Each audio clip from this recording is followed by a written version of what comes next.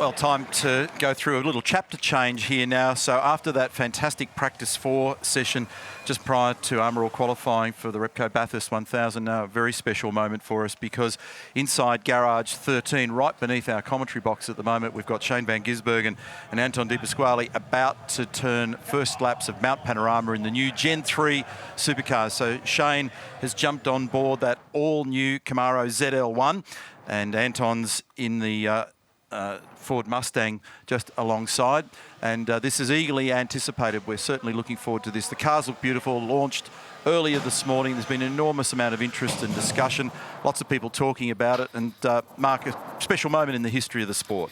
It certainly is, Neil, and the way that these cars look are just absolute wow factor.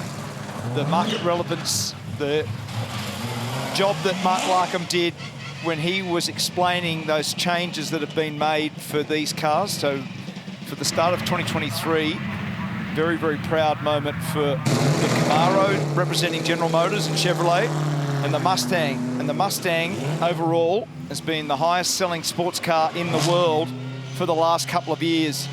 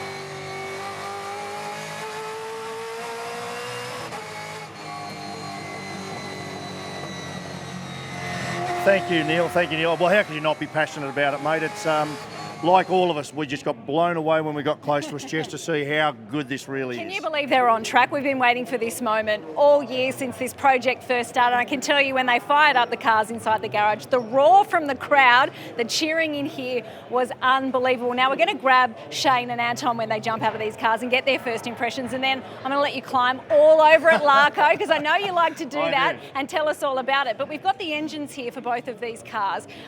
Very different, uniquely different, but exactly the same. So just tell us a little bit about them. Jess, I can't help but look over your shoulder. They're still in the window here behind you, side by side, just glorious. The engine, this is a really cool story because this is a 5.7 litre Chev 2-valve engine, right?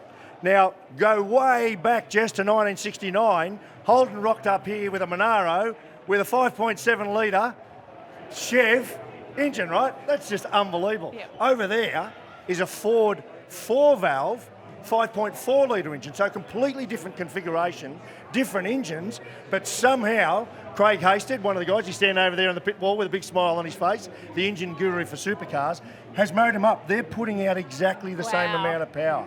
And what's cool, Jess, is we've lost a lot of downforce off the cars. We'll talk about that. So they're going to be fast in a straight line like they are now. 300 at Bathurst, we're not losing that.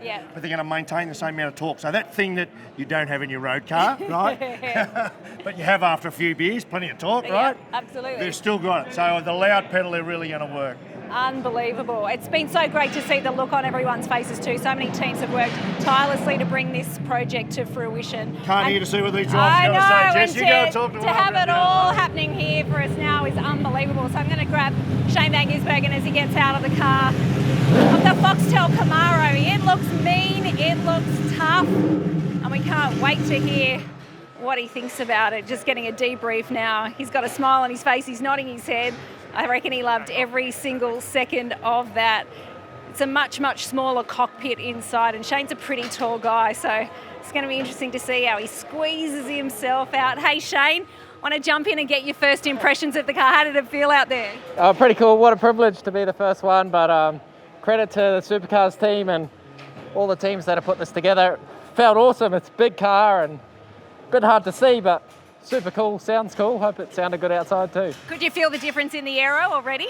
I wasn't going fast enough yet. I was just having fun. I waited for Anton. We had a little race.